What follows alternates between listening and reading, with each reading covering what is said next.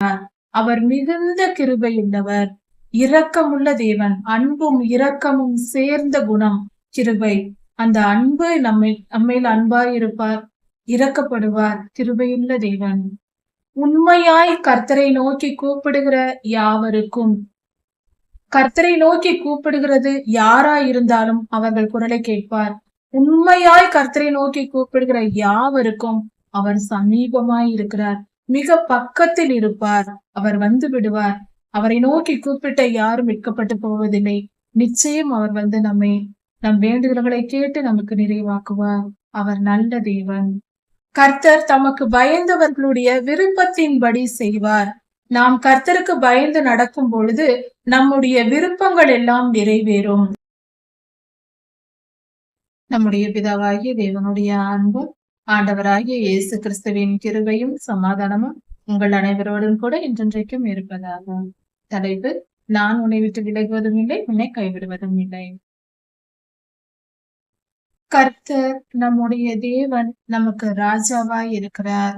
அவரை நாம் என்றென்றைக்கும் துதித்து பாடி ஸ்தோத்தரிக்க வேண்டும். ஸ்தோத்தரித்தல் என்றால் கர்த்தருக்கு நன்றி என்று சொல்வது, நன்றி சொல்வது. நாம் எப்பொழுதும் நன்றி உடையவர்களாய் இருக்க வேண்டும்.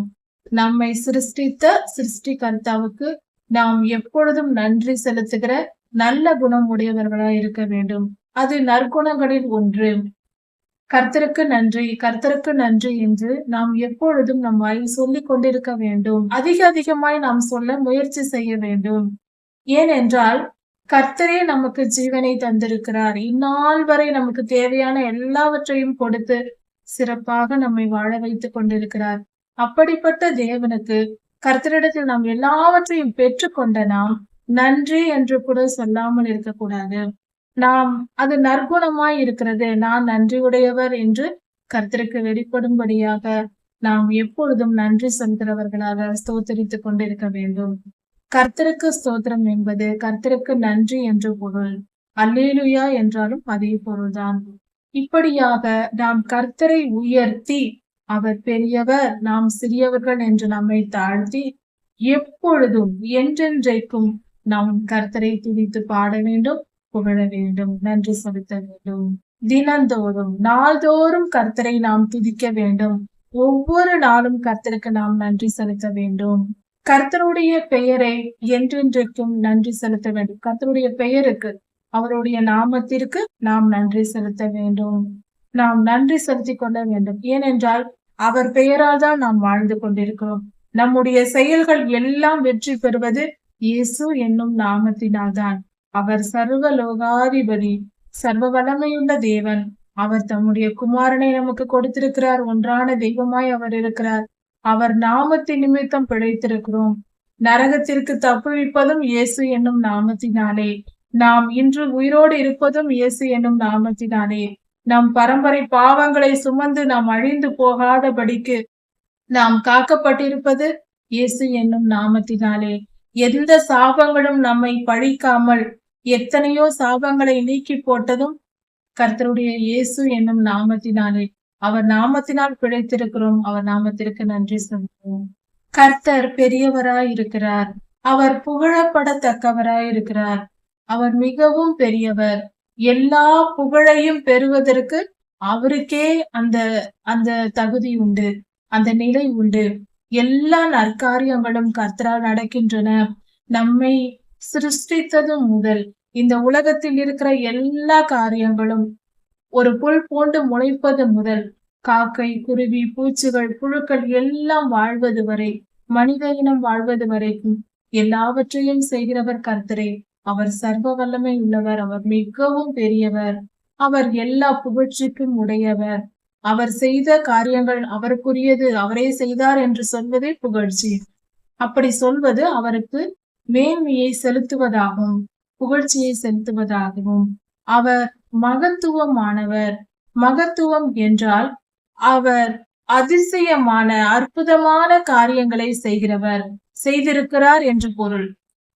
பெரிய காரியம், அற்புதமான காரியங்கள், அதிசயமான காரியங்கள், யாராலும் செய்ய முடியாத பெரிய காரியங்களை செய்வதே மகத்துவமாய் இருக்கிறது. அப்படிப்பட்ட மகத்துவமான காரியங்களை செய்கிறவர் நம் தேவன். அவருடைய மகத்துவத்தை ஆராய்ந்து முடியாது. நமக்கெல்லாம் அது ஆராய்ச்சி பண்ணி கண்டுபிடிக்க நம்மால் முடியாது. நம்மால் அதை என்னவென்று தெரிந்து கொள்ள முடியாது. அந்த அளவுக்கு பெரிய காரியங்களை கர்த்தர் செய்கிறவர். மகத்துவமானவை, சிறந்தவைகளை செய்கிறவர், நற்காரியங்களை செய்கிறவர். தலைமுறை தலைமுறையாக நாம் கர்த்தருடைய செய்கைகளை, அவருடைய புகழ்ச்சியை சொல்ல வேண்டும். ஒவ்வொரு தலைமுறைக்கும் ஆபிரகாம் ஐயாவுக்கு கர்த்தர் செய்த காரியங்கள், ஈசாக் ஐயாவுக்கு செய்தது, யாக்கோபு ஐயாவுக்கு செய்தது என்று வேதத்தில் கொடுக்கப்பட்டிருக்கிறது போல, ஒவ்வொரு தலைமுறையாக கர்த்தர் செய்து வரும் நற்காரியங்களை ஆராய்ந்து அறிந்து கர்த்தருக்கு நாம் புகழ்ச்சியை செலுத்த வேண்டும், ஸ்தோத்திரம் செலுத்த வேண்டும். இதையெல்லாம் சொல்லி கர்த்தருடைய வல்லமையின் செயல்களை நாம் அறிவிக்க வேண்டும். ஆபிரகாம் ஐயாவுக்கு அவர் இதை செய்தார், இஸ்ரவேலுக்கு இதை செய்தார், தாவீது ஐயாவுக்கு இதை செய்தார் என்று இப்படி அவர் செய்த கிரியைகளை எல்லாம் சொல்லி நாம் கர்த்தருக்கு புகழ்ச்சியை செலுத்த வேண்டும். அவர் தலைமுறையாக ஒவ்வொருவருக்கும் செய்த செயல்கள், அவர் சொன்ன வார்த்தைகள், அவர் செய்த செயல்கள் இன்று நிறைவேறி கொண்டிருப்பது, இதையெல்லாம் நாம் சொல்லி கர்த்தருக்கு நன்றி செலுத்த வேண்டும். கர்த்தருடைய சிறந்த மகிமை பிரஸ்தாபத்தை குறித்தும் அதிசயமான கிரியைகளை குறித்தும் பேசினேன். கர்த்தருடைய புகழ்ச்சியை நாம் பேச வேண்டும். அவர் செய்த செயல்களை தலைமுறையாக நம் முன்னோர்களுக்கு செய்தது, நமக்கு செய்தது, நாம் தெரிந்து வைத்திருக்கிற ஊழியர்களுக்கு கர்த்தர் செய்தது, இப்படி கர்த்தர் செய்த நற்கிரியைகளை எல்லாம் நாம் புகழ்ந்து எல்லோருக்கும் பரப்ப வேண்டும், சொல்ல வேண்டும். அப்பொழுதுதான் கர்த்தரை அவர்களும் ஏற்றுக்கொண்டு மனம் திரும்பி நன்மையை பெற்றுக்கொள்ள வாய்ப்பாய் இருக்கும். கர்த்தருடைய செயல்களை நாம் வெளியில் அறிவிக்க வேண்டும், ஊழியம் செய்ய வேண்டும், அவருக்கு சாட்சியாய் வாழ வேண்டும், கர்த்தரை பற்றி எல்லோருக்கும் சொல்ல வேண்டும். ஜனங்கள் உம்முடைய பயங்கரமான கிரியைகளை குறித்து சொல்லுவார்கள். கர்த்தரின் வல்லமையுள்ள கிரியைகளை குறித்து ஜனங்கள் சொல்லுவார்கள், எல்லோரும் சொல்லுவார்கள். அப்படி இருக்கும் பொழுது நான் கர்த்தரின் மகத்துவத்தை சொல்லுவேன், கர்த்தருடைய நாமத்திற்கு மகிமை உண்டாகும்படி நானும் பேசுவேன், கர்த்தருடைய மகத்துவத்தை விவரித்து சொல்லுவேன் என்று சொல்லப்பட்டிருக்கிறது. நாமும் இப்படி கர்த்தருடைய மகத்துவத்தை விவரிக்க வேண்டும். கர்த்தருடைய ஜனங்கள் கர்த்தருடைய தயவை நினைத்து சொல்லுவார்கள், மற்றவர்களிடம் சொல்லி புகழ்வார்கள். அப்படி கர்த்தருடைய செயல்களை பற்றி வெளிப்படுத்தி கர்த்தரை கம்பீரித்து பாடுவார்கள், கர்த்தரை புகழ்ந்து போற்றுவார்கள், கர்த்தருக்கு மகிமையை செலுத்துவார்கள். கர்த்தருடைய ஜனங்கள் கர்த்தர் இரக்கமும் மன உருக்கமும் நீடிய சாந்தமும் கிருபையும் உள்ளவர். கர்த்தர் இரக்கம் உள்ளவர் என்று சொல்லும் பொழுது நாம் செய்கிற செயல்கள், நமக்கு உதவி தேவைப்படும் பொழுது கர்த்தரிடம் கேட்டால் நிச்சயம் நமக்கு இரக்கப்பட்டு நமக்கு செய்வார். நாம் கேட்பதை நமக்கு கொடுத்து நம்மை ஆசீர்வதிப்பார். இரக்கம் உள்ளவர், மன உருக்கம் உள்ளவர். நாம் துன்பப்படும் பொழுது அதை பார்த்து கடின இருதயமாய் இருக்க மாட்டார். கர்த்தர் இரக்கப்பட்டு மனம் உருகுவார் நமக்காக. இதற்கான ஆதாரம் நம்முடைய சிநேகிதனான நண்பரான லாசரு மரித்த பொழுது கர்த்தர் கண்ணீர் விட்டு அழுதார் என்று சொல்லப்பட்டிருக்கிறது. அதன் பின்பு 4ஆம் நாளில், மரித்து 4 நாள் ஆன பின்பு அவரை உயிரோடு எழுப்பினார். கர்த்தர் இப்படி லாசரு ஐயாவுக்காக கண்ணீர் விட்டு அழுதார் என்று சொல்லப்பட்டிருக்கிறது. அவர் எவ்வளவு மன உருக்கம் உள்ளவர், லாசரு மேல் அவ்வளவு அன்பு வைத்திருந்திருக்கிறார், கர்த்தருடைய நண்பராய் அவர் இருந்திருக்கிறார். இப்படியாக கர்த்தர் மன உருக்கம் உள்ளவர் என்பது வெளிப்படையாக அங்கு காட்டப்பட்டிருக்கிறது வேதத்தில். நீடிய சாந்தமும் மிகுந்த கிருபையும் உள்ளவர், நீடிய சாந்தம் உள்ளவர். இதை நாம் எப்பொழுது புரிந்து கொள்ளலாம் என்றால், ஆண்டவராகிய இயேசு கிறிஸ்து சிலுவையில் அறையப்பட்ட பொழுது அந்த சிலுவை பாடுகளின் மத்தியில் நீடிய சாந்த குணம் உள்ளவராய் நம்மை மீட்கும்படியாக அவர் ஆட்டுக்குட்டியை போல பலியாக வந்ததினால் அதையெல்லாம் பொறுத்து கொண்டு, நம்முடைய அக்கிரமங்களை எல்லாம் சுமந்து கொண்டு அவர் சிலுவை பாடுகளின் பொழுது நீடிய சாந்த குணம் உள்ளவராய் சகலத்தையும் தாங்கி பொறுத்து கொண்டு சிலுவைக்கு சென்றார். அந்த சிலுவையின் வேதனைகளை எல்லாம் அனுபவித்தார். அவர் கோபப்படவே இல்லை.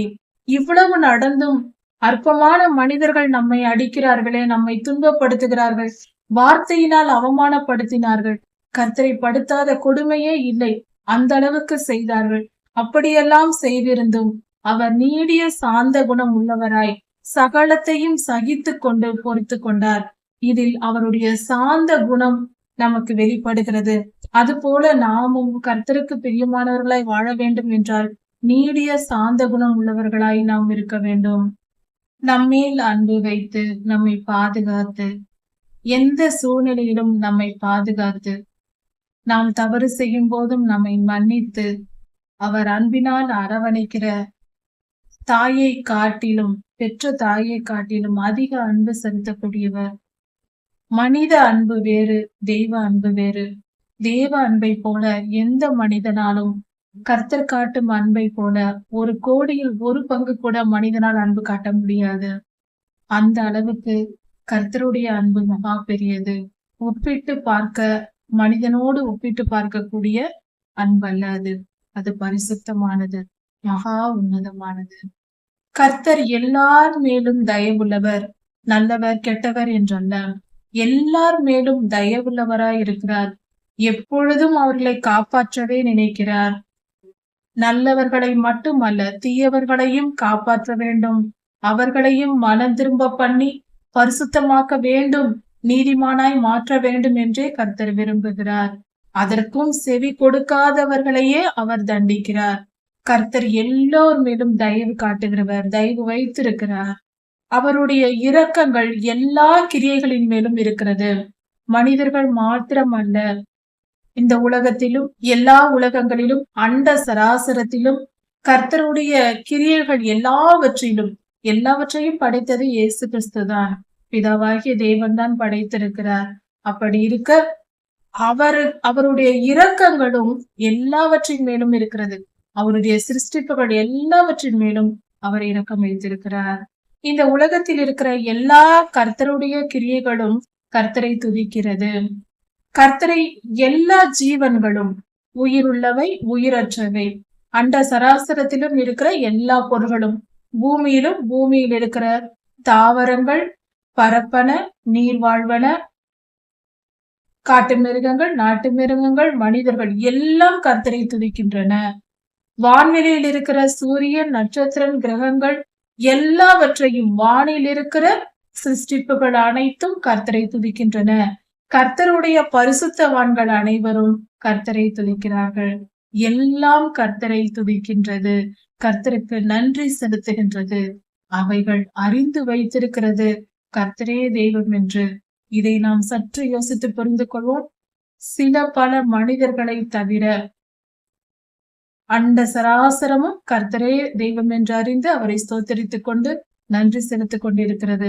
சர்வ சிருஷ்டிப்பும், உயிருள்ளவை உயிரற்றவை எல்லா அணுக்களும் கர்த்தரை துதித்து பாடிக்கொண்டிருக்கின்றன. கர்த்தருடைய பரிசுத்தவான்களும் கர்த்தரை ஸ்தோத்தரிப்பார்கள், என்றென்றும் கர்த்தரை ஸ்தோத்தரிப்பார்கள். கர்த்தருடைய பரிசுத்தவான்கள் மனிதர்களுக்கு கர்த்தருடைய வல்லமையை, அவருடைய செயல்களின் கிரியைகளை அறிவிக்கிறார்கள். கர்த்தருடைய ராஜ்யத்தின் மகிமையை குறித்து ஜனங்களுக்கு தெரிவிக்கும்படிக்கு பரிசுத்தவான்கள் மனுபுத்திரருக்கு பேசுவார்கள். கர்த்தருடைய ராஜ்யத்தின் மகிமையை விவரிப்பார்கள் பரிசுத்தவான்கள். மனுஷருக்கு அவைகளை விவரித்து சொல்வார்கள். கர்த்தருடைய வல்லமையை குறித்தும் அவர்கள் பேசுவார்கள்.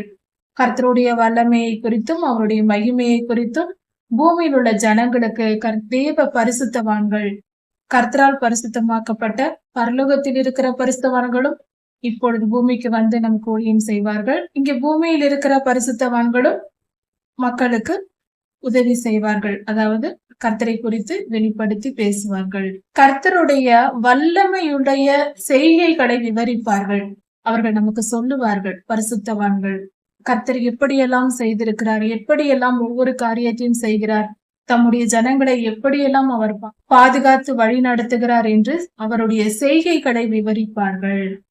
கர்த்தருடைய சிறந்த மகிமை பிரஸ்தாபத்தை தெரிவிப்பார்கள். இப்படியாக பூமியில் பரிசுத்தவான்கள் நமக்கு எல்லாவற்றையும் சொல்லிக் கொடுப்பார்கள். கர்த்தருடைய ராஜ்யம் சதா காலங்களிலும் உள்ளது, என்றென்றும் என்றென்றும் ஆரம்பமும் இல்லை முடிவும் இல்லை. கர்த்தருடைய ராஜ்யம் சதா காலங்களிலும் உள்ளது. அவர் ராஜாதி ராஜாவாய் என்றென்றும் அரசாண்டு கொண்டே இருப்பார். கர்த்தருடைய ஆளுகை தலைமுறை தலைமுறையாக இருக்கிறது. அவர் என்றென்றும் தலைமுறை தலைமுறையாக அவர் நம்மை ஆளுகை செய்கிறார். கர்த்தர் விழுகிற யாவையும் தூக்கி விடுகிறார். யாவரையும் எல்லாரையும் நாம் விழுந்து போகிறோம் என்றால் கர்த்தரோடு நாம் இணைந்து வாழும் வாழ்க்கையில், இவ்வுலக வாழ்க்கையில் பரிசுத்தமாய் நாம் வாழ முயற்சிக்கும் பொழுது பல நேரங்களில் விழுந்து போவோம். இது நடக்கிறது, எல்லோருக்கும் நடக்கிற காரியம்தான். பாவிகளாய் இருந்தோம், கர்த்தரை ஏற்றுக்கொண்டு ரட்சிக்கப்பட்டோம், வேதத்தை வாசித்து கர்த்தருடைய நீதி நியாயங்களை கற்றுக்கொண்டு எல்லா பழக்கங்களையும் பாவ சுபாவங்களை விட்டு மனம் திரும்பும் போது நம்மை திருத்திக் கொள்ளும் காலம்தான் இவ்வுலக வாழ்க்கை. நாம் வாழும்போது நம் ஆத்துமா சுத்திகரிக்கப்படுகிறது. அப்படி நம் ஆத்துமா ஒவ்வொரு காரியத்திலும் திருந்தி திருந்தி பரிசுத்தமாய் பாவத்தை விட்டு விட்டு நீதியின் பாதையில் ஒவ்வொரு காரியத்தையும் நடக்கும் பொழுது பல நேரங்களில் தவறு செய்து விழுந்து விடுவோம். கர்த்தர் ஒரு காரியத்தை சொல்லி இருப்பார், ஆனால் அதை நாம் செய்யாமல் விட்டு விடுவோம், அல்லது செய்யாதே என்று சொன்னதை செய்து விடுவோம். முயற்சி செய்வோம், நமக்கு அது கர்த்தருடைய வார்த்தையை மீற வேண்டும் என்ற எண்ணம் இருக்காது. ஆனால் நம்மை அறியாமல் நம்முடைய இயலாமையினால் விட்டு விடுவோம், ஏமாந்து போவோம். சில நேரங்களில் நமக்கு தெரியாமல் தவறு செய்து விடுவோம். இப்படிப்பட்ட காரியங்கள் ஏற்படும் பொழுது கர்த்தர் நம் விழுந்து விடும் பொழுது, ஒரு முறை சொன்னேன், நீ கேட்கவில்லை, தவறு செய்து விட்டாய் என்று விட்டுவிட மாட்டார். எழும்பி வா, இன்னொரு வாய்ப்பு தருகிறேன் என்று நம்மை தூக்கி விடுவார். அவர் விழுந்த யாவரையும் தூக்கி விடுவார். வா, இன்னும் பலப்படுத்துகிறேன், வார்த்தையினால் மீண்டும் பலப்படுத்தி மீண்டும் அந்த சோதனையின் காலத்திற்குள் நம்மை அழைத்து செல்வார். அப்பொழுது நாம் வெற்றி பெற்று விடுவோம். முதல் முறை தோற்றாலும் அடுத்த முறை நாம் வெற்றி பெறுவோம். அதாவது பரீட்சை எழுதுவது போல ஒவ்வொரு சுபாவத்திலிருந்தும் பாவ சுபாவத்திலிருந்தும் ஒவ்வொன்றாக நம்மை விலக்கி நம்மை சுத்திகரித்துக் கொண்டே வருவார். நாம் சிறு வயதில் ரட்சிக்கப்படுவதற்கு முன்பு பொய் பேசிக் கொண்டிருப்போம், திருடி கொண்டிருப்போம், அடுத்தவரை பற்றி புறங்கூறுதல், இப்படிப்பட்ட பழக்கங்கள் இருக்கும். முதலில் ஒவ்வொன்றாக ஆண்டவர் திருத்துவார், பொய் பேசுவதை நிறுத்துவார். பலமுறை முயற்சி செய்தும் திடீரென்று என்றாவது ஒரு நாள் பொய் வந்துவிடும். அதுதான் விழுகை. அப்பொழுது கர்த்தர் விட்டுவிட மாட்டார், மீண்டும் ஒரு வாய்ப்பை கொடுப்பார், மீண்டும் வசனங்களால் போதிப்பார், அதை திருத்தி பொய்யே பேசாத நிலைக்கு நம்மை கொண்டு வருவார், புறங்கூறாமல் நம்மை பண்ணுவார், நம்மை முழுவதும் பரிசுத்தமாக்கி விடுவார். அவருடைய ரத்தம், அவருடைய வல்லமை பெரியது, எப்படி இருந்தாலும் நம்மை மாற்றி விடுவார். அவ்வளவு பரிசுத்த தெய்வம் அவர். அவர் பக்கத்தில் சென்றால் போதும், நமக்கும் பரிசுத்தம் தொற்றிக்கொள்ளும். மடங்கடிக்கப்பட்ட யாவரையும் தூக்கி விடுகிறார்.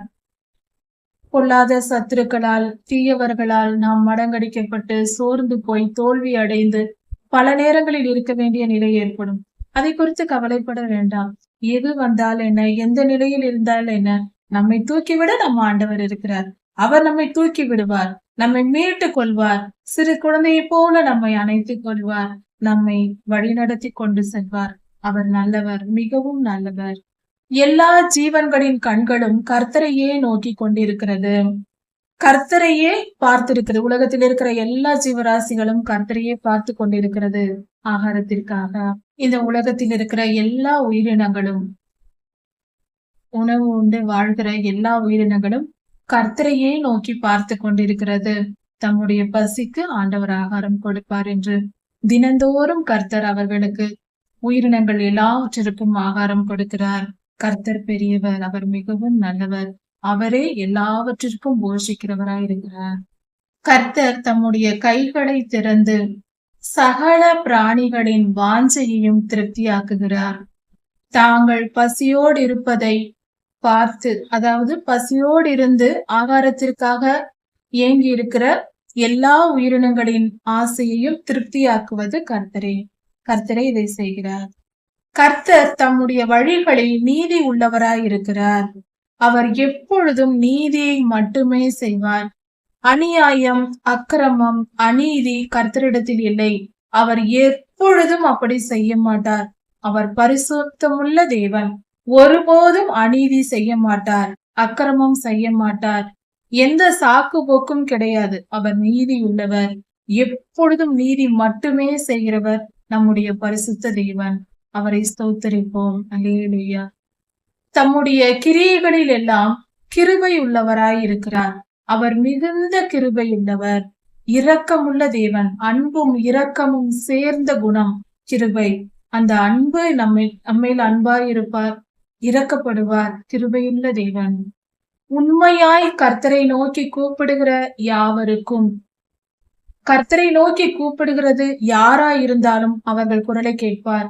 உண்மையாய் கர்த்தரை நோக்கி கூப்பிடுகிற யாவருக்கும் அவர் சமீபமாய் இருக்கிறார், மிக பக்கத்தில் இருப்பார். அவர் வந்து விடுவார்.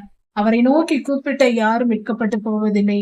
நிச்சயம் அவர் வந்து நம் வேண்டுதல்களை கேட்டு நமக்கு நிறைவாக்குவார். அவர் நல்ல தேவன். கர்த்தர் தமக்கு பயந்தவர்களுடைய விருப்பத்தின்படி செய்வார். நாம் கர்த்தருக்கு பயந்து நடக்கும் பொழுது நம்முடைய விருப்பங்கள் எல்லாம் நிறைவேறும். அப்படி நம்முடைய விருப்பங்களை எல்லாம் நிறைவேற்றுகிறவர் தம்முடைய பிள்ளைகள், எனக்கு கீழ்ப்படிந்திருக்கிற என் மகள், என் மகன், அவர்களை சந்தோஷப்படுத்துவேன் என்று கர்த்தர் நம்மை சந்தோஷப்படுத்துவார். நாம் கர்த்தரை நோக்கி அவர் விருப்பத்திற்கு அவருக்கு பயந்து பரிசுத்தமாய் நாம் வாழும்போது நம் விருப்பங்கள் ஒன்றும் குறைவுபடாது. நிச்சயம் எல்லாம் நிறைவேறும். அப்படி தமக்கு பயந்து தம் சொல்லை கேட்கிற பிள்ளைகளை, அவர்கள் செய்கிற ஜெபத்தை கர்த்தர் கேட்டு அவர்களை ரட்சிக்கிறார், பாதுகாக்கிறார். அப்படிப்பட்ட நல்ல தேவனாய் ஆண்டவர் இருக்கிறார். அவர் மிகவும் கிருபையுள்ளவர், நல்லவர். கர்த்தர் தம்மில் அன்பு கூறுகிற எல்லாரையும், கர்த்தரை நேசித்து அவருக்கு கீழ்ப்படிந்து, கர்த்தரை நாம் நேசிக்கிறோம் என்றால் அதற்கான அடையாளம் என்ன? அவருக்கு கீழ்ப்படிந்து நடப்பது. வேத வசனத்தை படித்து இந்த வசனத்தின்படி வாழ்வதே நாம் கர்த்தரை கனப்படுத்துவதும் கர்த்தருக்கு கீழ்ப்படிந்திருப்பதுமாய் இருக்கிறது. அதுதான் உண்மையான கர்த்தர் மேல் நாம் வைத்திருக்கிற அன்பின் அடையாளம். அப்படி நாம் உண்மையாய் அன்பு கூர்ந்து வேத வசனத்திற்கு கீழ்ப்படிந்து பரிசுத்தமாய் வாழும்போது கர்த்தர் நம்மை ஆசீர்வதிப்பார். அதுதான் உண்மையான அன்பு. அப்படிப்பட்டவர்களை கர்த்தர் காப்பாற்றுவார். அப்படிப்பட்டவர்களை ஒரு நாளும் விட்டுவிட மாட்டார். அவர்களை காப்பாற்றி துன்மார்க்கரை அழித்து போடுவார். அப்படிப்பட்ட கர்த்தருக்கு கீழ்ப்படுகிற நீதிமான்களை அவர் காப்பாற்றுவார், துன்மார்க்கரை அழித்து போடுவார். நம்முடைய வாய் கர்த்தரை துதிப்பதாக. நாம் கர்த்தரை துதித்து பாடுவோம், கர்த்தருக்கு நன்றி செலுத்துவோம். மாம்ச தேகமுள்ள யாவும் என்றால் உயிருள்ள அனைத்து காரியங்களும், உயிரினங்கள் அனைத்தும் கர்த்தரையே துதித்து போற்றி பாடட்டும், கர்த்தருக்கு நன்றி செலுத்தட்டும். கர்த்தர் நல்லவர், அவர் மிகவும் நல்லவர், அவர் பெரியவர், அவர் பரிசுத்தர், அவர் சர்வ வல்லமையுள்ள தேவன்.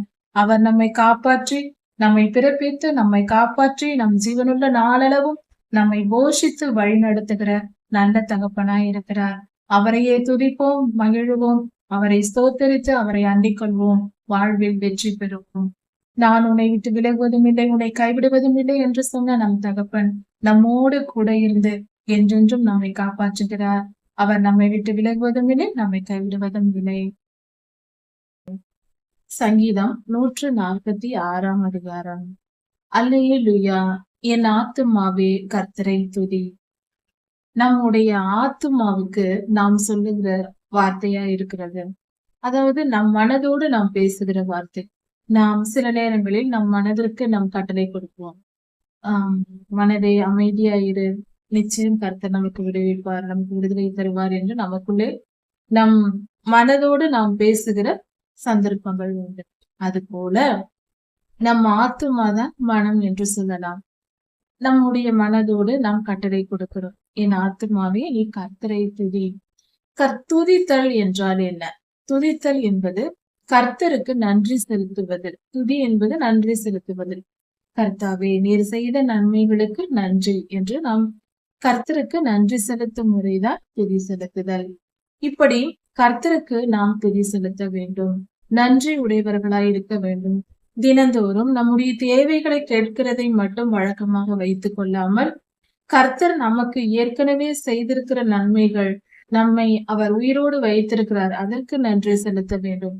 தினம்தோறும் ஆகாரம் கொடுக்கிறார், தங்கும் இடம் கொடுக்கிறார், உடுத்த உடை கொடுக்கிறார், நம்மை சந்தோஷமாக வைத்திருக்கிறார், நமக்கு உறவுகளை கொடுத்திருக்கிறார்.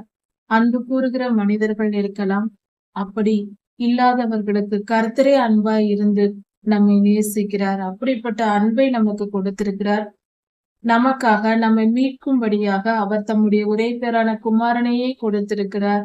நாம் எதற்கெல்லாம் நன்றி சொல்ல வேண்டி இருக்கிறது.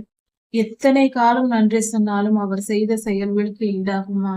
அப்படி இருக்க நாம் கர்த்தரை துதித்துக் கொண்டு இருக்க வேண்டும். நாம் உயிரோடு இருக்கும் வரைக்கும் கர்த்தருடைய நாமத்தை துதிக்க வேண்டும். கர்த்தருக்கு நன்றி செலுத்திக் கொண்டு வாழ வேண்டும். ஏனென்றால் கர்த்தர் நமக்கு நம்மேல் கிருபை கூர்ந்து நமக்கு பல காரியங்களை கர்த்தர் செய்திருக்கிறார். இந்நாள் வரை நாம் வாழ்ந்திருப்பது கர்த்தருடைய சித்த கிருபையும் அவருடைய அன்பும் இரக்கமும் தான் நம்மை வாழ வைத்திருக்கிறது. அது அவருடைய சுபாவமாய் இருக்கிறது. அவர் நல்லவர், மிகவும் நல்லவர், இரக்கமுள்ள தேவன், கருணை நிறைந்தவர். அவருடைய கருணையினால் நாம் பிழைத்திருக்கிறோம். அவர் எவ்வளவு பெரியவர், அவர் எவ்வளவு நல்லவர். அவரை போல நல்லவர் இந்த உலகத்தில் யாரும் இல்லை.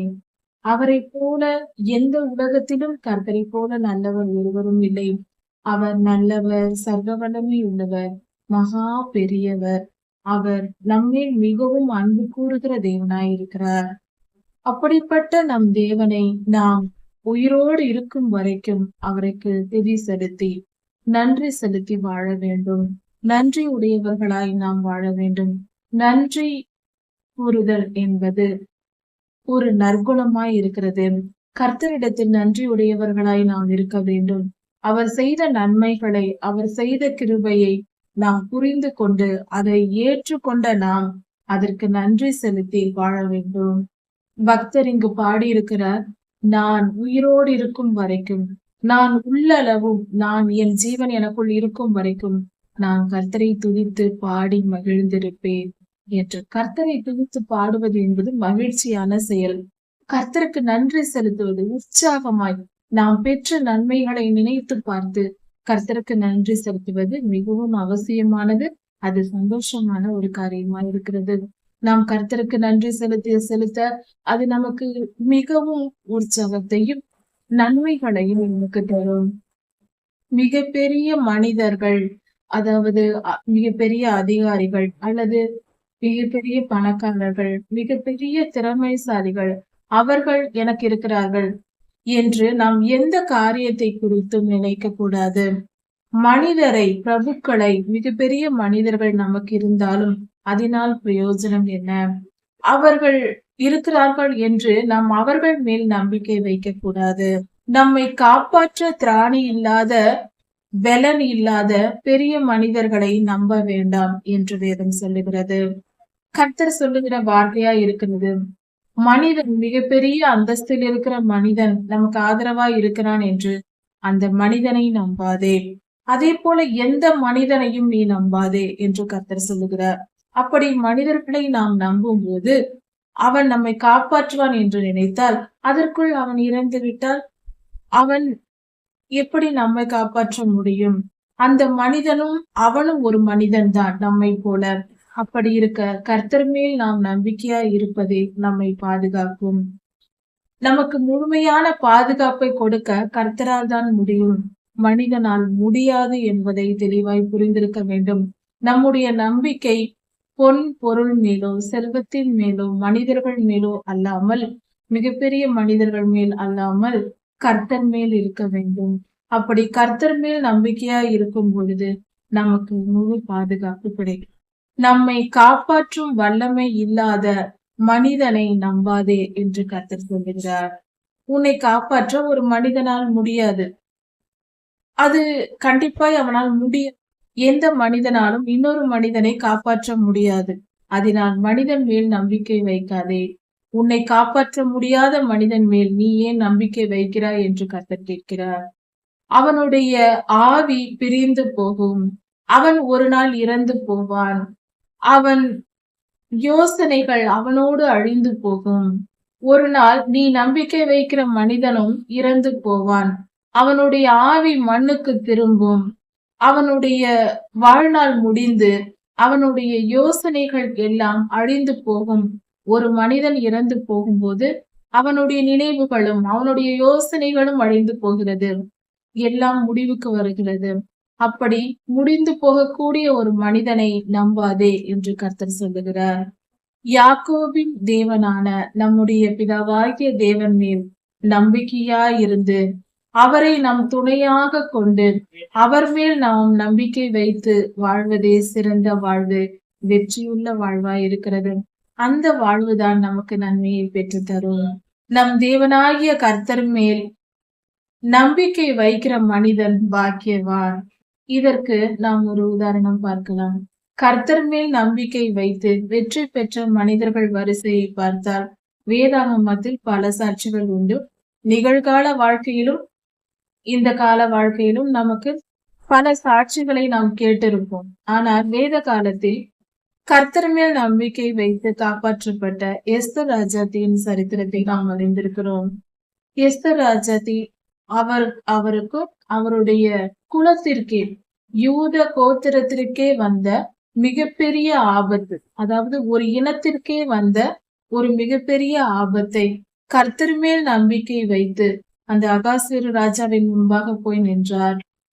அப்படி எஸ்தர் ராஜாத்தி நின்ற போது ஒரு நிமிடம் அந்த அகாஸ்வேரு ராஜா, அவர் மிகப்பெரிய ராஜா, நினைத்திருந்தால், ஏனென்றால் சட்டப்படி எஸ்தர் ராஜாத்தி அங்கு போயிருக்க கூடாது, போனால் அவர் உயிர் எடுக்கப்படும் என்ற நிலை. ஆனால் எஸ்தர் ராஜாத்தி போய் நின்ற பொழுது அகாஸ்வேரு ராஜா இரக்கம் காட்டி அவரை ஏற்றுக்கொண்டார். செங்கோலை நீட்டி ஏற்றுக்கொண்டார். ஒருவேளை அவர் கோபப்பட்டிருந்தால், கோபமாய் இருந்திருந்தால் எஸ்தர் ராஜாத்தியின் தலை ஒரு நிமிடத்தில் எடுக்கப்பட்டிருக்கும். அப்படிப்பட்ட ஒரு சூழ்நிலை வந்திருக்கும். தன் உயிரை நினைத்து பார்க்காமல் கர்த்தர் மேல் நம்பிக்கை வைத்து அன்று ராஜாவின் முன்பாக நின்ற எஸ்தர் ராஜாத்தி யூத குலத்தையே காப்பாற்றின ஒரு பெண்ணாக இருக்கிறார். அவர் தன்னை நம்பவில்லை, மற்ற மனிதர்களை நம்பவில்லை. 3 நாட்கள் தானும் தன் தோழியர்களோடு சேர்ந்து உபவாசித்து ஜெபித்து அவர் கர்த்தருக்கு முன்பாக தன்னை தாழ்த்தி அவரிடம் வேண்டிக் கொண்டு கர்த்தர் மேல் நம்பிக்கை வைத்து அந்த ராஜாவின் முன்பாக போய் நின்றார். கர்த்தரோ அந்த ராஜாவின் இருதயத்தை இணங்க பண்ணினார். ராஜாத்திற்கு தயவு கிடைக்க பண்ணினார். அதனால் யூத குலமும் பிழைத்தது. அதன் பின்பு மொர்தெகாயும் எஸ்தர் அம்மாவும் மிகவும், மொர்தெகாயும் சரி எஸ்தர் அம்மாவும் சரி சிறந்தவர்களாக அந்த தேசத்தையே ஆளக்கூடியவர்களாக மாறினார்கள். அகாஸ்வேரு ராஜா அவ்வளோ பெரிய தயவையும் கிருபையையும் எஸ்தர் ராஜாத்திற்கு செய்தார். அப்படிப்பட்ட மனம் எங்கிருந்து வந்தது? கர்த்தரே ராஜாக்களின் இருதயங்களை திருப்புகிறவர். அப்படி திருப்பினார். மனிதன் மேல் நம்பிக்கை வைக்காமல் கர்த்தர் மேல் நம்பிக்கை வைத்து வெற்றி பெற்ற எஸ்தர் ராஜாத்தியை போல நாமும் நம்முடைய வாழ்க்கையில் எந்த காரியத்திற்கானாலும் கர்த்தர் மேல் நம்பிக்கை வைத்து மனிதர் மேல் நம்பிக்கை வைக்காமல் வாழ்வதே சிறந்தது, அதுவே சரியானது. மனிதர் மேல் நாம் நம்பிக்கை வைப்பதற்கு நமக்கு ஒரு வாக்கு கொடுக்கிறார்கள். நான் நிச்சயம் உனக்கு இதை செய்கிறேன் என்று ஒரு மனிதர் நமக்கு வாக்கு கொடுத்தால் அவர் வாழ்க்கை எந்த அளவுக்கு நிச்சயமா இருக்க முடியும்? நாளை உனக்கு இதை செய்கிறேன் என்று சொன்ன மனிதன், அந்த மனிதனின் உயிர் நாளை வரைக்கும் இருக்குமா என்ற நம்பிக்கை அந்த மனிதனுக்கே கிடையாது. அவரால் உறுதியாய் சொல்ல முடியாது. நாளை நமக்கு உதவி செய்கிறேன் என்று சொன்னவர் நாளை வரைக்கும் இருப்பாரா என்பது அவருக்கே நம்பிக்கை இல்லை. நிச்சயமாக நான் இருப்பேன் என்று யாரும் சொல்ல முடியாது. எந்த நேரத்திலும் இது வேண்டும் என்றாலும் நடக்கலாம். அப்படி நிகழ்ந்து கொண்டிருக்கிறது பூமியில். கர்த்தர் ஒருவரே நம்மை காக்கிறவர், நமக்கு சொன்ன வார்த்தையை நிறைவேற்றவும் முடியும். அப்படிப்பட்ட ஒரு நிலை இருக்கிறது மனித குலத்திற்கு. அதை புரிந்து கொள்வோம். எந்த மனிதனையும் எந்த காரியத்திற்கும் நம்புவதை விட கர்த்தர் பேரில் நம்பிக்கையாய் இருப்பதே சிறந்தது. கர்த்தர் வானத்தையும் பூமியையும் சர்வத்தையும் உண்டாக்கினவராய் இருக்கிறார். அவர் நாம் வாழ்கிற பூமியையும் இந்த பூமியில் இருக்கிற அனைத்து காரியங்களையும் உண்டாக்கியவர். அவரை சிருஷ்டித்தவர், அவரை உண்டாக்கியவர். யாக்கோபின் தேவனை தன் துணையாக கொண்டிருப்பவர்கள் பாக்கியவான்கள். யாக்கோபின் தேவன் நம்முடைய பிதாவாகிய தேவன், நம்முடைய இயேசப்பா. அவர் மேல் நம்பிக்கையாய் வைத்து அவரே நம் தெய்வம் என்று அவரை நம்பி எல்லா காரியத்திலும் அவரை நம்பி இருக்க வேண்டும். அதாவது நம்புவது என்பது முழுமையான விசுவாசமாய் இருக்க வேண்டும். கர்த்தர் என்னை காப்பார். எந்த சூழ்நிலையிலேயும் நமக்கு நெருக்கமான காரியங்கள் கர்த்தரை நம்பிக்கொண்டிருக்கும் பொழுதும் சில நேரங்களில் பல துன்பங்கள் நேரிடும். அந்த சூழ்நிலையை பார்க்கும் பொழுது மற்ற மனிதர்களை யாரையாவது எதிர்பார்க்கலாமா?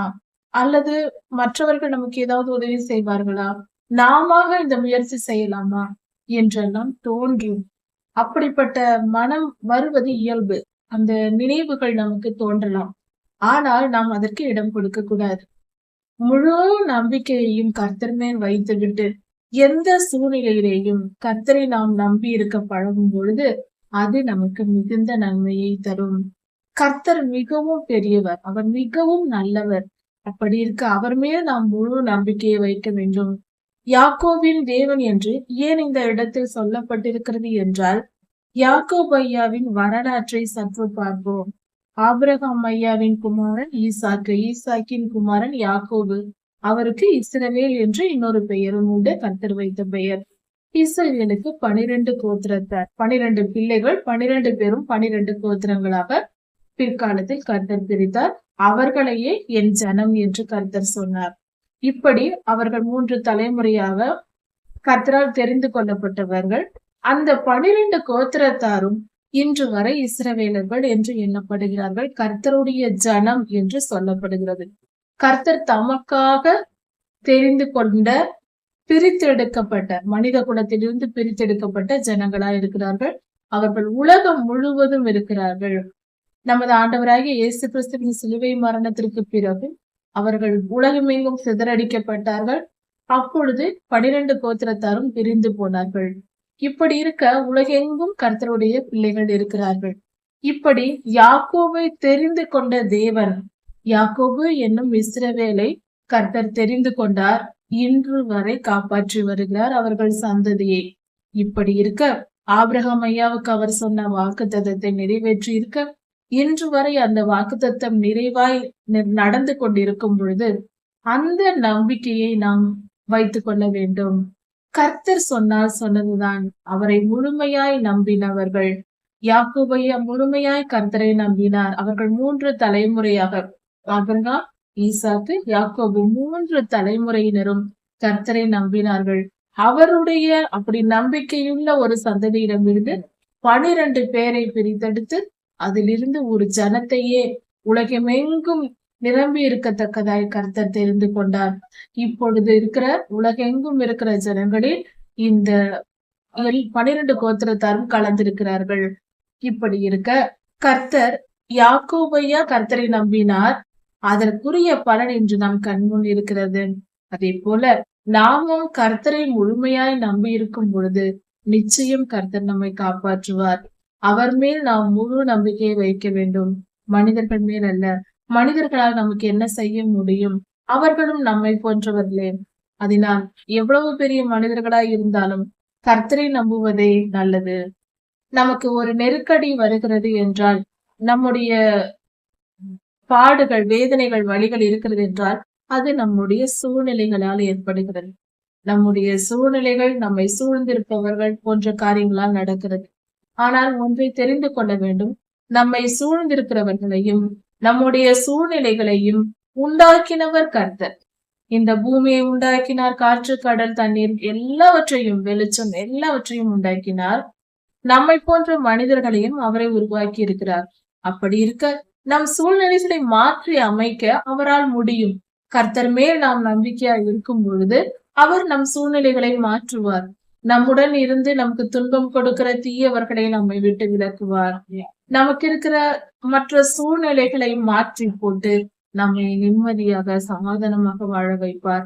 நம் வேதனைகளை நீங்கும்படி செய்வார். கர்த்தர் பெரியவர், அவர் நல்லவர். அவர் மேல் நம்பிக்கை வைத்தால் நிச்சயம் நாம் வெற்றி பெறலாம். கர்த்தர் ஒடுக்கப்பட்டவர்களுக்கு நியாயம் செய்கிறார்.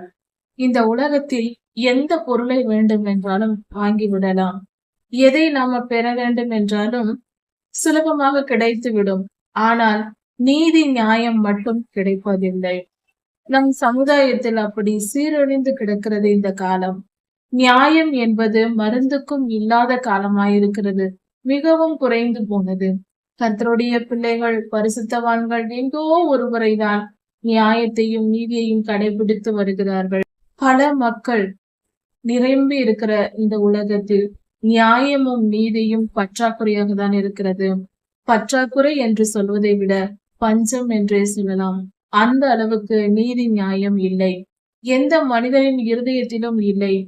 அப்படி நியாயம் இல்லாத மனிதனிடத்தில் நியாயத்தை எதிர்பார்ப்பது கிடைக்காது நமக்கு. அதனால் பலன் இருக்காது. கர்த்தர் ஒடுக்கப்பட்டவர்களுக்கு நியாயம் செய்கிறார். ஒடுக்கப்படுகிறார்கள் ஒருவர், மிகவும் கொடுமைப்படுத்தப்படுகிறார்கள், துன்பப்படுத்தப்படுகிறார்கள் என்ற நிலையில் இருந்தால் கர்த்தர் அவர்களுக்கு நியாயம் செய்வார், நிச்சயம் செய்வார். அவர் நல்லவர்களை, சிறுமைப்பட்டவர்களை, எளிமையானவர்களை ஒருபோதும் கைவிடாத தேவன். அவர்களை உயர்த்தி வைத்து அழகு பார்ப்பார். அவர்களுக்கு வெற்றி தந்து வாழ வைப்பார். கர்த்தரே அவர்கள் பாதுகாப்பாய் இருந்து அவர்களை பாதுகாத்துக் கொள்வார். ஒடுக்கப்பட்டவர்களுக்கு நியாயம் செய்கிற தேவன் நமக்குண்டு. நாம் ஒடுக்கப்பட்டால் கவலைப்பட வேண்டாம். கர்த்தரை நோக்கி கூப்பிடுவோம். கர்த்தாவே எனக்கு கிருபை செய்யும், என்னை காப்பாற்றும் என்று நாம் கூப்பிடும் பொழுது நிச்சயம் வந்து கர்த்தர் நம்மை காப்பார். ஒடுக்கப்படுகிறவர்களுக்கு நியாயம் செய்கிற நீதியுள்ள தேவன் நமக்கு இருக்கிறார். அவர் நீதியின் சூரியனாய் இருக்கிறார். நீதியும் நியாயமும் அவரிடத்தில் இருக்கிறது. நம்முடைய நியாயாதிபதி அவரே. அவரை நம்பும் பொழுது நிச்சயம் நமக்கு நியாயம் செய்வார். நாம் ஒடுக்கப்பட்டிருந்தால் நமக்கு நியாயம் செய்கிற தேவன் அவர். நாம் பசியோடு இருந்தால் நமக்கு ஆகாரம் கொடுக்கிற தேவன் அவர். நாம் பசியோடு இருக்கலாம், குறைகளோடு இருக்கலாம், கர்த்தரை நோக்கி கூப்பிடலாம். நிச்சயம் நம் பசியை ஆற்றுவார், நம் தேவைகளை நிறைவாக்குவார். கட்டுண்டவர்களை அவர் விடுதலையாக்குகிற தேவனாய் இருக்கிறார். நாம் கட்டப்பட்ட சூழ்நிலையில் இருந்தால் கவலைப்பட வேண்டாம். என் வாழ்க்கை இப்படி இருக்கிறதே, நான் கட்டப்பட்டு இருக்கிறேனே, என் சூழ்நிலை எனக்கு விடுதலை வேண்டும், நான் சிறைப்பட்டு இருக்கிறேனே, எனக்கு விடுதலை வேண்டுமே என்று ஏங்கி இருந்தால் கவலை வேண்டாம். கர்த்தர் கட்டுண்டவர்களை விடுதலையாக்குகிறவராய் இருக்கிறார். நிச்சயம் நம்மை விடுதலையாக்கி மிகப்பெரிய காரியங்களை செய்ய வைப்பார். அவர் பெரியவர், அவர் நல்லவர். அவர் மேல் நம்பிக்கையாய் இருந்தால் நிச்சயம் நமக்கு விடுதலை உண்டு. அவர் பசியாயிருக்கிறவர்களுக்கு ஆகாரம் கொடுக்கிறார். நாம் சிறைப்பட்டு இருந்தால், கட்டப்பட்டு இருந்தால் நம்மை விடுதலை ஆக்குகிறார். நாம் ஒடுக்கப்பட்டிருந்தால் நமக்கு நியாயம் செய்கிறார். நீதியுள்ள நியாயாதிபதி நம் தேவனாய் இருக்கிறார். நம் பரம தகப்பனாய் இருக்கிறார். அதனால் கவலை வேண்டாம். அவரை நம்பி இருப்போம். நிச்சயம் வெற்றி உண்டு. நிச்சயம் நன்மையை பெற்றுக் கொள்ளலாம். கர்த்தர் குருடரின் கண்களை திறக்கிறார்.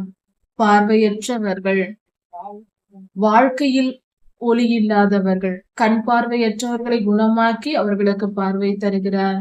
அது மட்டுமல்ல, வாழ்வில் வெளிச்சம் இழந்து ஒரு இருளில் மூழ்கி கிடந்து தன் வாழ்வை துன்பத்தில் கடித்து கொண்டிருக்கிற ஜனங்களுக்கு அவர் ஒளியாய் வந்து வெளிச்சமாய் வந்து பிரகாசிப்பார். நம் வாழ்க்கையில் கர்த்தர் வரும் பொழுது நம் வாழ்க்கை பிரகாசிக்கும். நாம் பிரகாசம் அடைவோம். நம் வாழ்வில் வெற்றிகளும் சமாதானமும் சந்தோஷமும் நிறைவாய் நம்மை தேடி வரும். அவர் நீதியுள்ளவர். நிச்சயம் நம்மை காப்பார். கர்த்தர் குருடரின் கண்களை திறக்கிறார். அவர்களுக்கு பார்வை அளிக்கிறார். நம் வாழ்க்கைக்கும் அவர் ஒளியாய் இருக்கிறார். வெளிச்சமாயிருந்து நம்மை பாதுகாத்துக் கொள்வார். நம் வாழ்வில் அவர் பிரகாசிக்கிறார். மடங்கடிக்கப்பட்டவர்களை கர்த்தர் தூக்கி விடுகிறார். மடங்கடிக்கப்படுதல் என்பது ஒரு செயலை செய்ய முற்படும் பொழுது அதை தடை பண்ணி எதிர்த்து நின்று அந்த காரியங்களை தடை செய்து நிறுத்தி போடுகிற ஜனங்கள் இருப்பார்கள். நம் நற்காரியங்களை செய்ய முயற்சி செய்வோம். ஆனால் எதையும் செய்ய விடாமல், நம் எந்த வேலை செய்தாலும் செய்ய விடாமல் நம்மை மடங்கடித்து நம்மை மூழ்கி போக பண்ணி அடைத்து போட்டு விடுவார்கள். நம்மை செயல்பட விடாமல் ஒடுக்கி கொண்டிருப்பார்கள் நம்மை. அப்படிப்பட்டவர்கள் கர்த்தரை நோக்கி கூப்பிடும் பொழுது, அவரை நாம் நம்பும் பொழுது நிச்சயம் நமக்கு விடுதலை தருவார். மடங்கடிக்கப்பட்டு ஒடுக்கப்பட்டு நாம் மூளையில் நசுக்கப்பட்டு கிடந்தால் கர்த்தர் நம்மை விடுதலையாக்குகிறார். அவர் நம்மை தூக்கி விட வருகிறார். மடங்கடிக்கப்பட்டு கீழே விழ தள்ளப்பட்டு மூளையில் கிடத்தப்பட்டு நாம் கிடந்தால் கவலை வேண்டாம். கர்த்தரின் திருக்கரங்கள் நம்மை தூக்கிவிட வருகிறது. அவர் நம்மை தூக்கிவிட போகிறார். நாம் விழுந்தே கிடப்பதில்லை. நிச்சயம் நமக்கு விடுதலை உண்டு. நம்மை ஒடுக்கினவர்கள் வெட்கப்பட்டு போகும்படி கர்த்தர் நம்மை உயர்த்துவார். நீதிமான்களை கர்த்தர் சிநேகிக்கிறார். கர்த்தருடைய வழிகளில் நடந்து நீதியாய் நியாயமாய் நடக்கிற மனிதர்கள், எப்பொழுதும் இருதயத்தில் நீதியை சுமக்கிறவர்களை கர்த்தர் நேசிக்கிறார். அப்படிப்பட்டவர்களை கர்த்தருக்கு மிகவும் பிடிக்கும். நாம் நீதிமான்களாய் வாழ்வோம். ஒவ்வொரு நாளும் ஒவ்வொரு செயலிலும் நாம் நீதியை நேசிப்போம். நீதி என்பது அது ஒரு இன்பமானது. நம் வாழ்வில் அது ஒளி போன்றது, ஒரு பெரிய வெளிச்சம் போன்றது. அந்த வெளிச்சமானது, அந்த வெளிச்சத்தின் பாதையில் நாம் நடக்கும் பொழுது துன்பங்கள் வந்தாலும் அதிலும் ஒரு சுகம் உண்டு. அந்த துன்பத்தின் மத்தியிலும் நாம் தெளிந்த நீரோடை போல அமைதியாய் வாழ்கிற அந்த நீதியின் பாதையில் வாழ்கிற வாழ்க்கையின் சுகம் அனாதியானது. அதை நாம் அனுபவித்து பார்த்தால் புரியும். அக்கிரமம் செய்து அநீதியாய் வாழ்கிறவர்கள் சிரித்துக் கொண்டே இருந்தாலும் அந்த சிரிப்பு பொய்யானது, அது உண்மை இல்லை. நீதியின் பாதையில் நடந்து நேர்மையாய் வாழ்கிறவர்கள் கண்ணீர் வடித்துக் கொண்டிருந்தாலும் அவர்கள் இருதயத்தில் சமாதானம் நிறைந்திருக்கும். நீதி கர்த்தருக்கு பிடித்த காரியம். கர்த்தரின் வழி நீதியானது. அவர் நீதியுள்ள தேவன். அவர் வழிகளில் நடக்கிற நாம் நீதியாய் இருக்க வேண்டும், நீதிமானாய் வாழ வேண்டும். நீதி என்பது கர்த்தருக்கு பிரியமானது. நீதிமான்களை கர்த்தர் சிநேகிக்கிறார். நீதிமான்கள் கர்த்தருக்கு நண்பர்களைப் போல அவர் நேசிக்கிறார் மிகவும். பரதேசிகளை கர்த்தர் காப்பாற்றுகிறார். அதாவது யாரும் இல்லாதவர்களாய், மனிதர்களும் இல்லை, பொன் பொருள் போன்ற எந்த விஷயமும் தனக்கில்லை என்று ஒன்றும் இல்லாமல் இருப்பவர்களை பரதேசி என்று சொல்வார்கள். பரதேசி என்றால் எதுவும் இல்லாதவர்கள். நாமும் அப்படிப்பட்டவர்களாய் மாற வேண்டும். கர்த்தருக்காக சகலத்தையும் இழக்க வேண்டும். சாது சுந்தர் சிங் ஐயா, அவருடைய வாழ்க்கையில் அவர் மிகப்பெரிய பணக்கார வீட்டில் பிறந்தவர். அவருக்கு திருமணம் செய்யவும் நிச்சயித்திருந்தார்கள். அவர் தன் பெற்றோர்கள், உறவுகள், அவ்வளவு சொத்து, பொன் பொருள் எல்லாவற்றையும் காட்டியும் எதுவும் எனக்கு வேண்டாம், என் நேசர் தான் எனக்கு வேண்டும் என்று கர்த்தருக்காக காவி உடை அணிந்து கர்த்தருடைய ஊழியத்தை செய்ய சென்றவர் சாது சுந்தர் சிங் ஐயா. அப்படி கர்த்தருக்காக அவர் பரதேசியாய் மாறினார். அப்படிப்பட்ட பரதேசி வாழ்க்கை என்பது பரிசுத்தமானது, கர்த்தருக்கு பிரியமானது. நாமும் அப்படிப்பட்டவர்களாகும். கர்த்தருக்காக நாம் வாழ வேண்டும். எல்லாவற்றையும் இழக்கலாம். பொன் பொருள் போன்ற உயிரற்ற பொருள்களை மட்டுமல்ல, உயிருள்ள உறவுகளை கூட கர்த்தருக்காக நாம் இழக்க வேண்டும் என்ற சூழ்நிலை வந்தால், பெற்றோர்களாய் இருந்தாலும், பிள்ளையாய் இருந்தாலும், கணவன், மனைவி, நண்பர்கள், உறவினர்கள், யாராயிருந்தாலும், இடங்கள், நம் வீடு, சொத்து போன்ற எந்த விஷயமாய் இருந்தாலும், நாம் நேசிக்கிற எந்த காரியமாய் இருந்தாலும் கர்த்தருக்கு முன்பாக அது குப்பையை போல நாம் எண்ண வேண்டும். கர்த்தருக்காக எதையும் இழக்க ஆயத்தமாய் இருக்க வேண்டும். அப்படி இழப்பவர்களுக்கு பெயர் பரதேசி. அப்படிப்பட்டவர்களை கர்த்தர் பார்க்கிறார். அவர்களை கர்த்தரை காப்பாற்றுகிறார். கர்த்தர் திக்கற்ற பிள்ளையையும் விதவையையும் ஆதரிக்கிறார். எனக்கு யாரும் இல்லை, எனக்கு உதவி செய்ய ஆள் இல்லை, நான் தனித்திருக்கிறேன், ஏழ்மையா இருக்கிறேன், எனக்கு எல்லாவித பாடுகளும் இருக்கிறது, என்னை யார் காப்பாற்றுவார், நான் எப்படி பிழைப்பேன் என்ற நிலையில் இருக்கிற திக்கற்ற பிள்ளையாய் இருக்கலாம், யாருமற்ற அனாதை பிள்ளைகளாய் இருக்கலாம், யாருமற்ற பரதேசியாய் பெரியவர்களாகவும் இருக்கலாம், விதவைகளாய் இருக்கலாம். எந்த நிலையில் இருந்தாலும் கவலை வேண்டாம். கர்த்தர் நம்மோடு இருக்கிறார். அவர் இப்படிப்பட்டவர்களுடைய தேவனாய் இருக்கிறார். பரதேசிகளுக்கும் திக்கற்ற பிள்ளைகளுக்கும் விதவைகளுக்கும் இரக்கம் செய்கிற தேவன் நமக்கு உண்டு.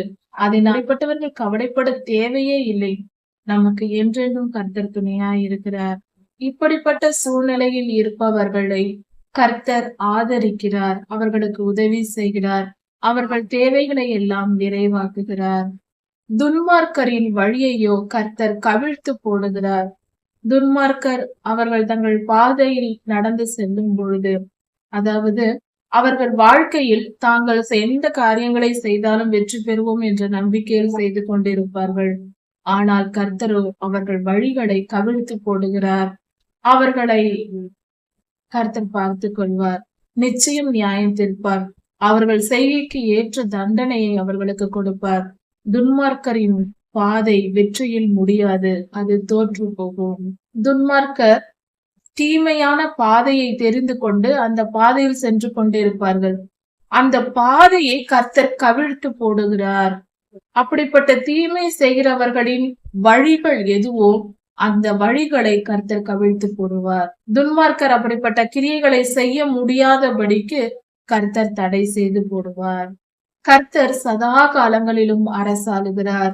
கர்த்தர் நேற்றும் இன்றும் என்றும், கடந்த காலத்திலும் நிகழ்காலத்திலும் என்றென்றும் இனி வரும் காலங்களிலும் இந்த பூமியை அரசாளுகிறார். அவரே நம்மை ஆளுகை செய்கிறவர். அவர் ராஜாதி ராஜா. சியோன் ஆகிய நம்முடைய தேவன் நம்மை ராஜரிகம் பண்ணுகிறார். அல்லேலூயா. கர்த்தர் நம்மை ராஜரிகம் பண்ணுகிறார். நம்மை ஆளுகை செய்து வழி நடத்துகிறார். நிச்சயம் நமக்கு வெற்றி உண்டு. நம் வாழ்க்கையில் நன்மைக்கு ஏற்ற பலனையும் நல்லவர்களுக்கும், தீமைக்கேற்ற பலனை தீயவர்களுக்கும் தர நம் ஆண்டவர் ராஜரிகம் பண்ணுகிறார். பயப்பட வேண்டாம், கலங்க வேண்டாம். நம் நன்மைக்கேற்ற பலனை நாம் பெற்றுக்கொள்வோம். துன்மார்க்கரும் அவர்கள் கிரியைக்கு ஏற்ற தண்டனையை அடைவார்கள். கர்த்தரை நம்பிக்கையாய் கொண்டிருந்து அவரையே நம்பி இருக்கும் பொழுது நாம் எந்த நிலையில் இருந்தாலும் நம்மை கர்த்தர் காப்பாற்றி நம்மை மீட்டுக் கொள்கிறார். அவர் மேல் நம்பிக்கை வைத்த யாரும் தோற்று போனதில்லை, வாழ்க்கையில் விரக்தி அடைந்ததில்லை. நிச்சயம் நன்மையை பெற்றிருக்கிறார்கள். கர்த்தர் மேல் நம்பிக்கையாய் இருப்போம், மனிதன் மேல் அல்ல. மனிதன் மேல் நம்பிக்கை வைக்காமல் கர்த்தரை நம்புகிற எல்லோரும் அவரிடமிருந்து நன்மையை பெற்றுக் கொள்கிறோம். அதே போல நாமும் கர்த்தரை நம்பி கர்த்தரிடத்திலிருந்து நன்மைகளை பெற்றுக் கொள்வோம். நான் உன்னை விட்டு விலகுவதும் இல்லை, உன்னை கைவிடுவதும் இல்லை என்று சொன்ன நம் தகப்பன் நம்மோடு கூட இருந்து நம்மை பாதுகாக்கிறார். அவர் நம்மை காக்கிற தேவனாய் இருக்கிறார். அவர் மேல் நம்பிக்கையாயிருப்போம். சங்கீதம் 147 அதிகாரம். கர்த்தரை நாம் துதிப்போம், கர்த்தருக்கு மகிமையை செலுத்துவோம், கர்த்தருக்கு நன்றி செலுத்துவோம், கர்த்தருக்கு கீர்த்தனம் பாடுவோம்.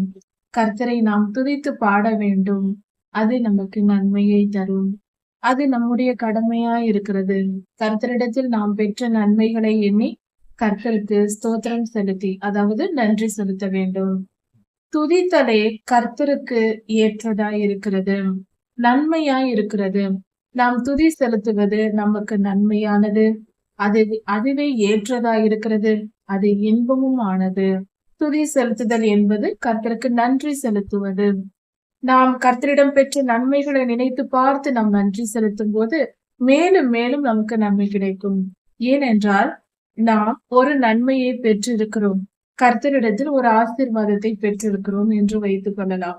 அந்த நன்மையை நினைத்து நாம் நன்றி செலுத்திக் கொண்டே இருக்கிறோம். கர்த்தாவே, நீர் எனக்கு இந்த காரியங்களை எனக்கு தந்தீர், என் வாழ்க்கையில் படிப்பில் வெற்றியை கொடுத்தீர், எனக்கு நல்ல வேலையை கொடுத்தீர், பண வசதிகளை கொடுத்தீர், நன்றி நன்றி என்று நாம் சொல்லிக் கொண்டிருக்கும் பொழுது நம் இருதயத்தில் விசுவாசம் பெருகும். கர்த்தர் எனக்கு இதை செய்திருக்கிறார், எனக்கு இதை செய்திருக்கிறார் என்று சொல்லிக் கொண்டிருக்கும் பொழுது நம் நினைவுகளில் கர்த்தர் செய்த நன்மைகள் எல்லாம் வரும். அப்பொழுது அடுத்த நன்மையை பெறுவதற்கான விசுவாசம் இந்த இடத்தில் நமக்கு கிடைக்கிறது. நாம் அடுத்த நன்மையையும் நம்மால் பெற முடியும் என்று விசுவாசம் நமக்குள் உற்பத்தியாகிறது. அந்த விசுவாசம் வரும்போது, விசுவாசம் என்பது ஆவிக்குரிய மண்டலத்தின் நிகழ்வாய் இருக்கிறது. அந்த விசுவாசத்தின் வழியில் நாம் எதையும் பெற்றுக் கொள்ளலாம் கர்த்தரிடத்திலிருந்து. விசுவாசத்தின் வழியாக கர்த்தரிடத்தில் நன்மையை பெறலாம். கர்த்தர் சொல்லி இருக்கிறார். அவர் இந்த பூமியில் இருக்கும் பொழுது சுவிசேஷ புத்தகங்களில் கொடுக்கப்பட்டிருக்கிறது. மத்தேயு, மார்க்கு, லூக்கா, யோவான் புஸ்தகங்களில் கர்த்தர் செய்த அற்புதங்கள், அடையாளங்கள் எல்லாவற்றிலும் கவனித்து பார்த்தால் அதை பெறுகிறவர்களுக்கோ அல்லது அவர்களுடன் கூட இருப்பவர்களுக்கோ விசுவாசம் இருக்கிறதா என்று பார்த்தே கர்த்தர் அவர்களுக்கு நன்மைகளை செய்தார். அப்படி விசுவாசம் என்பது ஒரு தகுதியாய் இருக்கிறது. கர்த்தரிடத்தில் நாம் நன்மையை பெற்றுக்கொள்ள நாம் துதி செலுத்தும் பொழுது அந்த விசுவாசம் நமக்குள் பிறக்கிறது.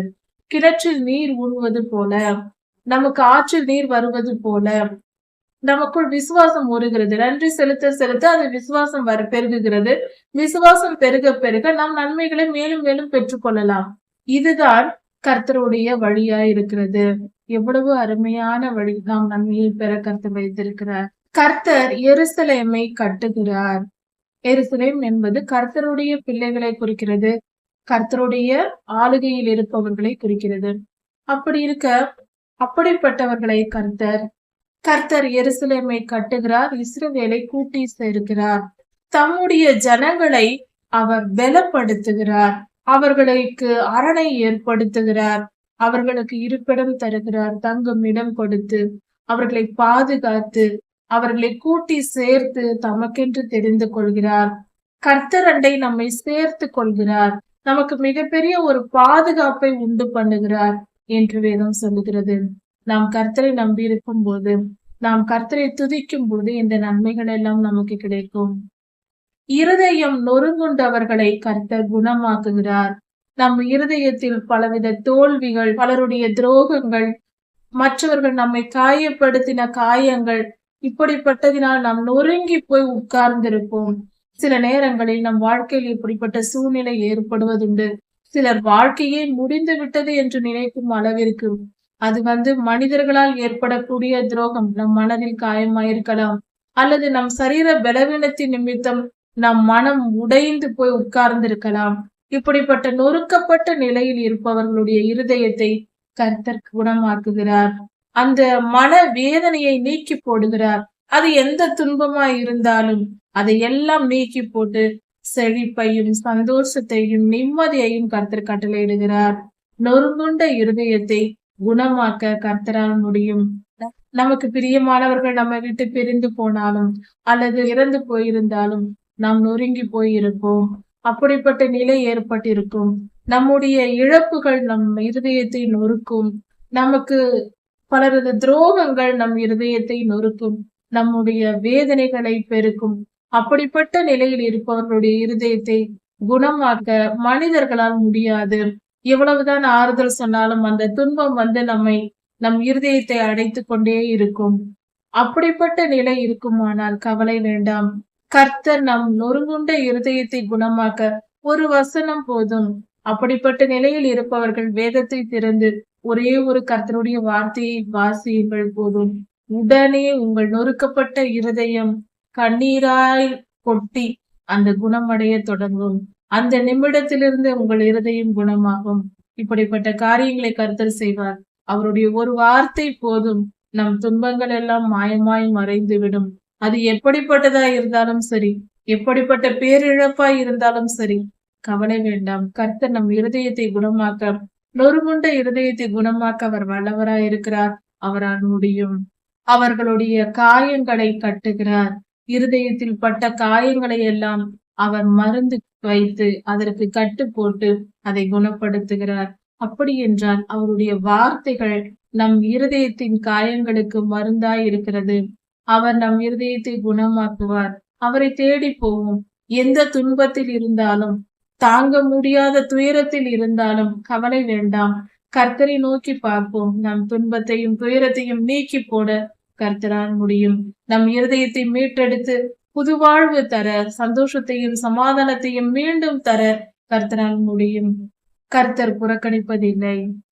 கர்த்தர் நட்சத்திரங்களின் இலக்கத்தை எண்ணி அதற்கு பேரிட்டு அழைக்கிறார்.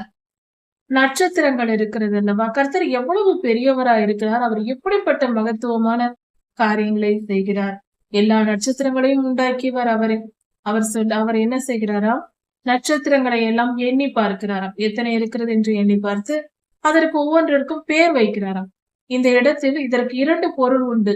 ஒன்று, நட்சத்திரங்கள் என்றால் நட்சத்திரங்கள், நட்சத்திரங்களை எண்ணுவது. வானத்தில் இருக்கிற நட்சத்திரங்களை கர்த்தரால் எண்ண முடியும், நம்மால் முடியாது, கர்த்தரால் முடியும். அதில் உள்ள வானத்தில் உள்ள ஒவ்வொரு நட்சத்திரத்திற்கும் பெயர் வைத்தும் அழைக்கிறாராம். உனக்கு இது பெயர், உனக்கு இது பெயர் என்று பெயர் வைக்கிறாராம்.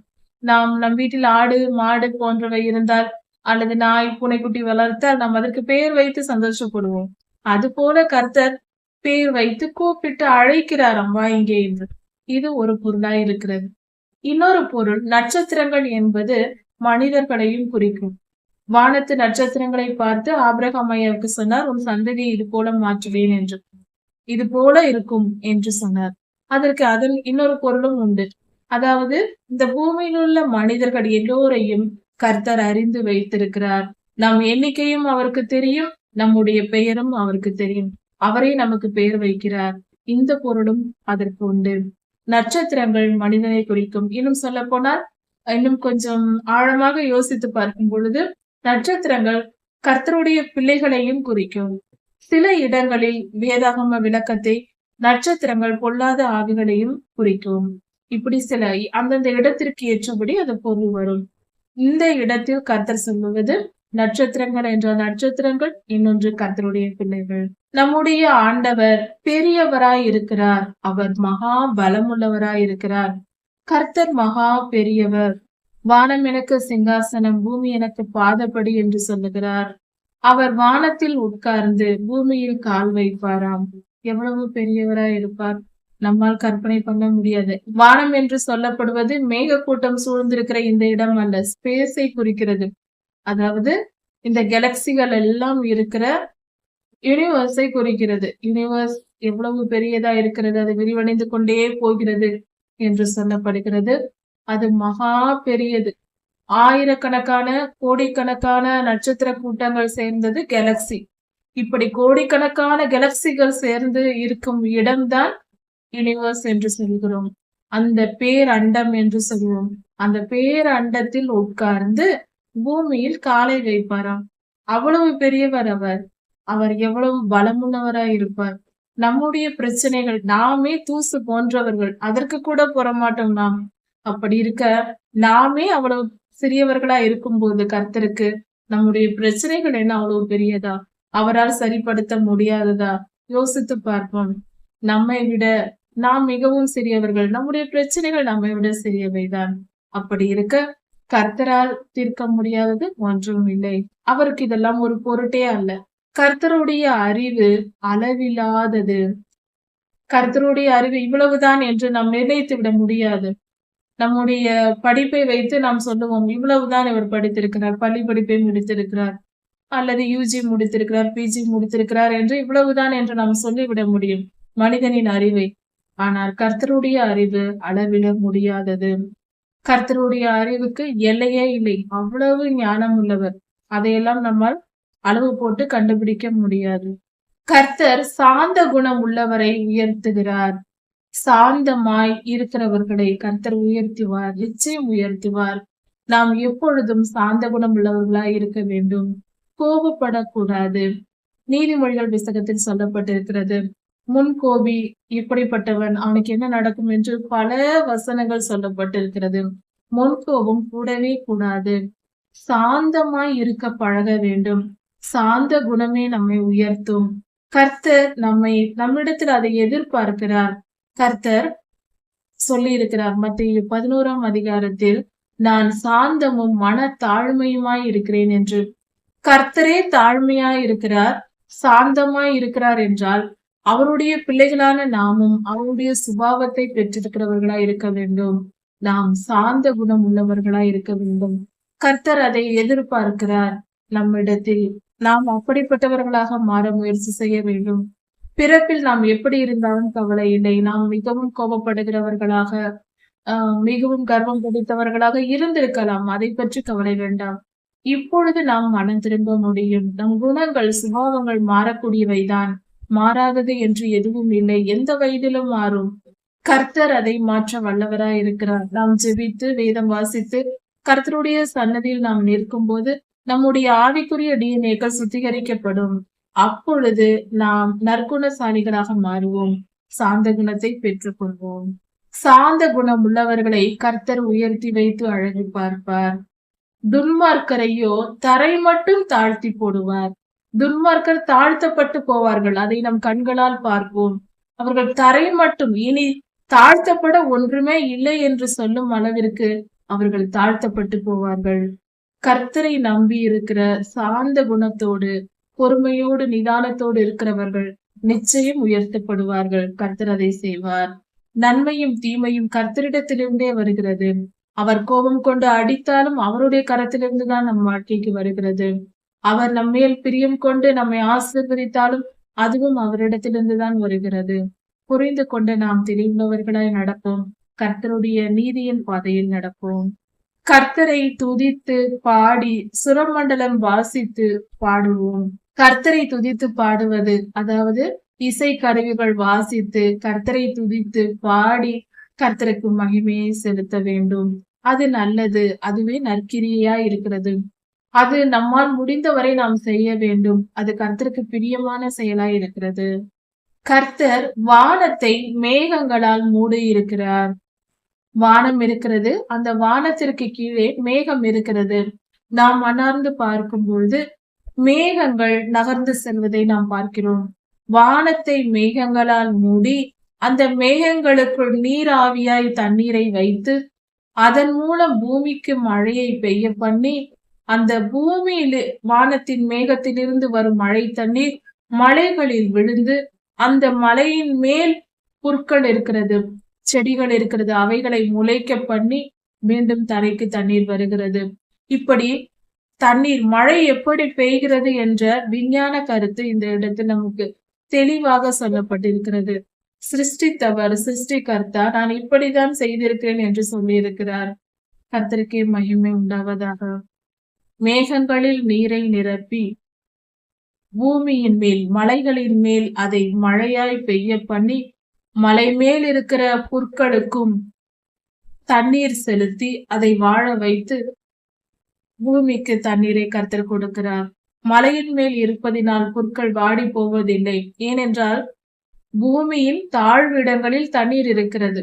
மலையின் மேல் வெறும் தண்ணீர் இருக்காது அல்லவா? மலைகள், கற்கள், பாறைகள் நிறைந்த இடம். அந்த இடத்தில் புற்கள் எப்படி வளருகிறது?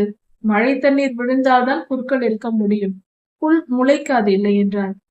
அப்படி இருக்க அந்த புல்லும் வாழ வைக்கும்படியாக மேகத்திலிருந்து மழையை கொண்டு வந்து அந்த சிறு புல்லை மலை மேல் இருப்பதை வாழ வைக்கிறார் கர்த்தர். அப்படிப்பட்ட தேவன் நாம் எங்கிருந்தால் என்ன, எந்த சூழ்நிலையில் இருந்தால் என்ன, நம்மையும் பாதுகாக்கவும் நம்மை திருப்தியாக்கவும் நம்மை வாழ வைக்கவும் கர்த்தரால் முடியும்.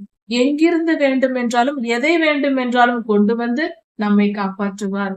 மலையில் இருக்கிற புல்லுக்கு மேகத்திலிருந்து தண்ணீர் கொண்டு வந்து அதை போஷிக்கிறார் என்றால், மலைக்கு தண்ணீர் ஏற்றுகிறார் என்றால் கர்த்தர் எவ்வளவு நல்லவராயிருக்கிறார். அவர் சுபாவம், அவருடைய வல்லமை எப்படிப்பட்டது. அவர் பெரியவர், அவர் அதிசயங்களை செய்கிறவர். மேகத்திலிருந்து மழை பெய்து மலைகளிலும் புல் முளைக்கும்படி கர்த்தர் செய்கிறார். கர்த்தர் மிருக ஜீவன்களுக்கும் கூப்பிடுகிற காக்கை குஞ்சுகளுக்கும் ஆகாரம் கொடுக்கிறார். மிருக ஜீவன்களுக்கு கர்த்தர் ஆகாரம் கொடுக்கிறார். மிருகங்கள் பசியோடு இருக்கும் பொழுதே கர்த்தரை நோக்கி கூப்பிடுகின்றன. கர்த்தர் அவைகளுக்கும் போஷித்து அவர்களுக்கும் எல்லாவற்றையும் கொடுக்கிறார். காக்கை குஞ்சுகளும் அது பறக்க முடியாது, இரை தேட முடியாது, இறகுகள் முளைத்திருக்காது. அப்படி இருந்தும் கர்த்தரை நோக்கி கூப்பிடும் பொழுது அவைகளுக்கும் கர்த்தர் ஆகாரம் கொடுக்கிறார். அவர் எவ்வளவு நல்லவர். சிறு புல் என்றோ, மிருகங்கள் தானே என்றோ, காக்கை குஞ்சுகள் தானே என்றோ அவர் எதையும் அற்பமாய் நினைப்பதில்லை. ஏனென்றால் அவைகளை எல்லாம் படைத்தவர் கர்த்தர் அல்லவா? அவருடைய கரத்தின் கிரியை அல்லவா? அதனால் அவர் எல்லாவற்றையும் நேசிக்கிறார். அதனால் அவர்களை போஷிக்கிறார். அதனால் வாழ வைக்கிறார். கர்த்தர் குதிரைகளின் பலத்தில் விருப்பமாய் இருக்க மாட்டார்.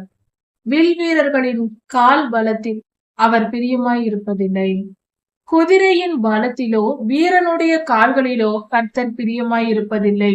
இதன் பொருள் என்னவென்றால், ஒரு யுத்தத்திற்கு போகும் பொழுது அரசர்கள், ராஜாக்கள் என்ன செய்வார்கள்? எவ்வளவு குதிரை இருக்கிறது, எத்தனை வீரர்கள் இருக்கிறார்கள், நம்முடைய படைபலம் என்ன என்று பார்ப்பார்கள். கர்த்தர் அது போல பார்ப்பதில்லை.